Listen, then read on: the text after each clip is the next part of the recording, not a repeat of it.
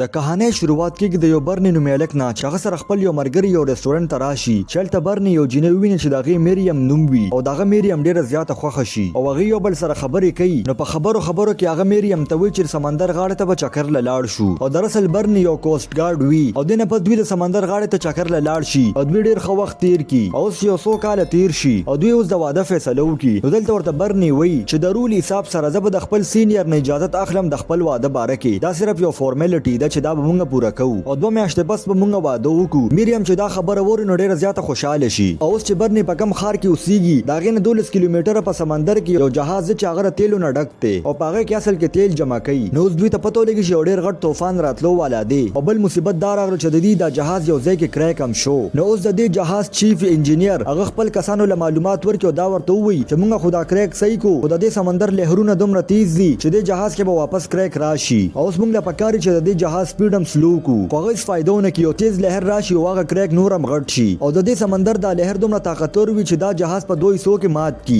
او مخکینه حصہ کې سکاسان او د جهاز کیپټن مړ شي او برني خپل سینیر لرا شي د خپل واده اجازه د پاره خو داغه سینیر ډیر زیات پریشان وي او هغه برني ته وایي چې په سمندر کې یو جهاز ډوب شو او د ریسکیو ټیم والا هغه پسې ورغلي دي. خدا دا جهاز باره کې خبر نه کوي چې هغه په منځ دوه شوی دا یو دغه جهاز چې هغه ډوب شو. نو دا سینیر دی برني ته وایي چې تاسو خپل مرګرو سره لاړ شه او دغه کسان ریسکیو کا او اوس دوی روان شو په لار کې برني د کسانو ته وایي چې څو وخت مخکې مال د ریسکیو میشن را کړو هغه میشن ما تر لاسه نه کو او په هغه کې د اتو کسانو مرګ شو او دا غي ذمہوار ز خپل ځان ګڼم او بل خو موږ ته سمندر کې هغه تیل والا جهاز خي چې هغه په منځ دوه شوی دی او دا غي د انجن پیسې کې څه کسان راغون شوی وي او هغه د خپل ځان د بچکولو کوشش کو خو د دې سمندر لهرونه دومره تیز وي چې دا غي بچ کېدل مشکل او د دوی کیپټن هم مړ شوی وي. د نه پس دی یو رینو می سړی کیپټن جوړ کی او دوی په سچل باندې د جهاز د شاته حصہ په سمندر کې ودرې. نو دلته وتره وای چې په دې جهاز کې چې کم پم ته هغه ته وبلاړ نشي ولکه هغه د وبون ریډکشن د جهاز کې به بجلی لاړ شي. نو دې کې څه کسان وای چې د جهاز کې گشتې دي نو موږ له پکارو چې پاره گشتې دي لاړ شو خو دې کې څه کسان د دې خبرې خلاف وي. د نه پس یو گشتې د سمندر طرف ته ورختا کی دا گشتې څنګه سمندر ته ورپریوزي هغه ماته شي. د دې مطلب دا چې دوی په دې سمندر کې نشیتلې ولې چې د دې سمندر لهرونه طوفاني دي او پاره کې داسې گشتې چلول ناممکن دي. دوی اوس وای چې موږ به د مدد انتظار کوو او دوی بار د دې جهاز هارنې وای. د نه پس یو سړی د سمندر په غاړه ولاړ وي او هغه د دې جهاز د هارنې اوري.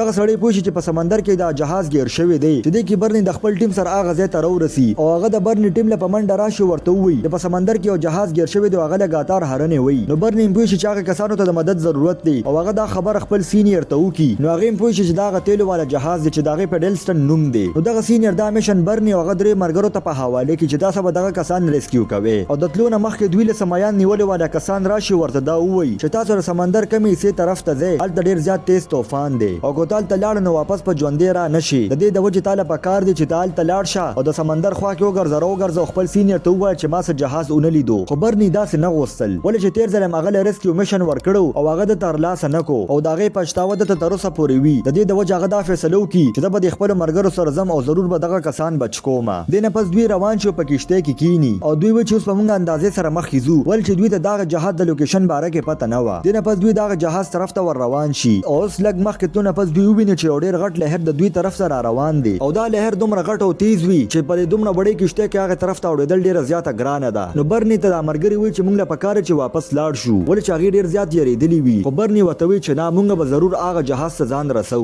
او هغه لهر ډېر تیزۍ سره د دوی د کښتۍ طرف ته راشي خو دوی هغه لهر ډېر مشکل سره پار کړي. دې نه پس یو بل غټ لهر راشي خو دوی ډېر په مشکل باندې د هغه لهر نه ځان بچ کړي. خو دې سره د دوی یو کمپس چې د هغې د وجې به دوی ته د طرفونه پته لګېده او دا به ورته پته لګېده چې دوی کوم ځای کېدو کوم طرف ته روان دي هغه اوبو ته پروزي او دوی ته اوس پته هم نه چې موږ کوم ځای روان یو په اندازې سره مخکې روان وي او بل خو موږ ته هغه تیلو والا جهاز ښیي چې په هغه کې کم خلک دي هغې ډېر زیات په یره کې دي او د دې سمندر دا لهرونه دومره تیز وي چې په دغه جهاز کې اوبه راتلل شروع شي او هغه پمپ ته اوبه ور روانې شي چې هغه پمپ د اوبو نه ډک شي او د دغه جهاز بجلي لاړه شي او د دې مطلب دا چې د لرې نه اوس دوی څوک نشي لیدی ولې چې په هغې کې لایټ بند شو او ټول ډېر زیات پریشانه شي او اوس دوی د جهاز بره حصې ته راوخیږي. بل خو موږ ته مریم ښیي چې هغه د برني افس ته راشي او هغه د برني سینیر ته وایي چې په سمندر کې ډېر غټ طوفان دی او تاله پکار چې برني واپس راوغواړي هغه زندګۍ ته خطره ده. نو چیف ډېر زیات غوسه شي هغه د خپلو کسانو ته وایي چې دا وباسئ. نو برني دا هغه ځای نه راوځي په خپل ګاډي کې کیني هغه دومره ټینشن کې وي چې هغې د ګاډي اکسیډنټ وشي او هغه هلته بېهوشه شي او لږ وخت پس یو ښځه راشي او دا بچ کي او د دې ګاډي چې په وره کې نښتې وي هغه هم وله راخلاص کي. او بل خوا موږ ته د برني کښتۍ ښیي چې هغې اوس د دې سمندر په طوفان کې ګیر شوي دي. دلته دا ملګري ډېر زیات یېرې خبره کې هغه وته دا وی چې موږ له پکاره چې واپس لاړ شو خدلته وته برني وی چې نه زه به ضرور ځان رسوم هغه کسان به بچ کوم او هغه په ځړ کې هغه حادثه وسم چې داغه د وجه هغه ډیره پچتاوه وی او برني لګاتار اوس مخ کې روان وی چې د همت وګورو نه مرګري متوي چې ټیک ته مخ کې ځه اوس به مخ کې روان او د دې لهرونو سامنا کوي او لږ وخت پس به ته هغه جهاز په نظر راشي هغه چې وګورو نه پاغه جهاز کې سوګنه وی نو هغه چې د بره طرف ته وګورو نه هغه کسان ټول هغه طرف ته راغون شي وی او هغه چې هغه کسان ویني نو نورم پریشان شي ولې چې د برني کشته وړوا او دا کسان ډیر زیاتو او ګوس هغه څه کسان په دې کشته کې کینو بوې واپس راځي د واپس راتلو پر به دا کشته ډوب شوی وي او دا کسان هم پکې مړ شوی وي او بل خو په دې جهاز کې چې څه کسان د برني کشته ویني نو هغه سمندر طرف ته راټوب کی خو د سمندر د لهرونو دومره تیز وي چې په هغه ټیم کې دا غي مرګ وشي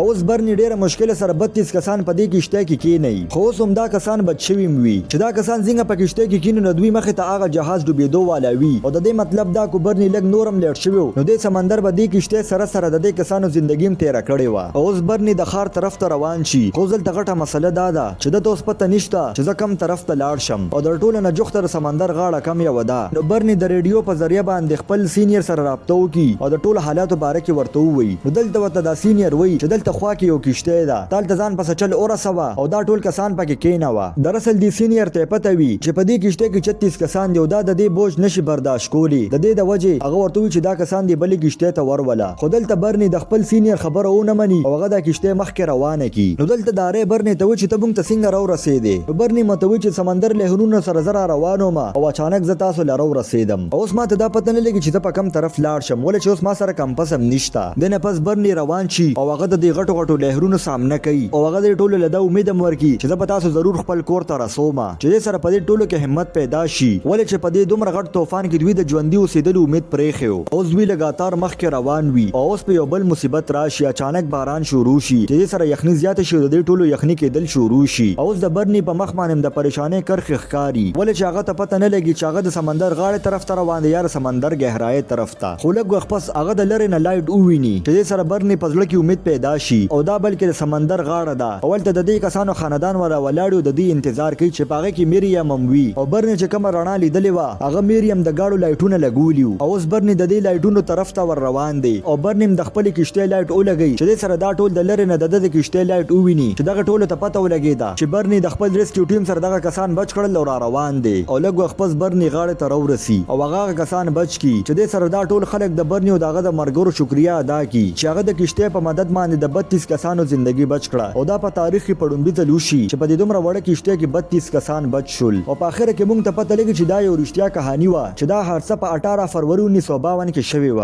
او کم څلور کسان چې د 32 کسانو ژوندۍ بچ کړي و او د څلور وانو له د بهادرۍ اوارډ ورکړي او په اخر کې د برني او د مریم واده موشي او د سره دا کہانی ختم شو کو تاسو دا کہانی خوښ شوی نو دا ویډیو در سره لایک کړئ او چینل در سره سبسکرایب کړئ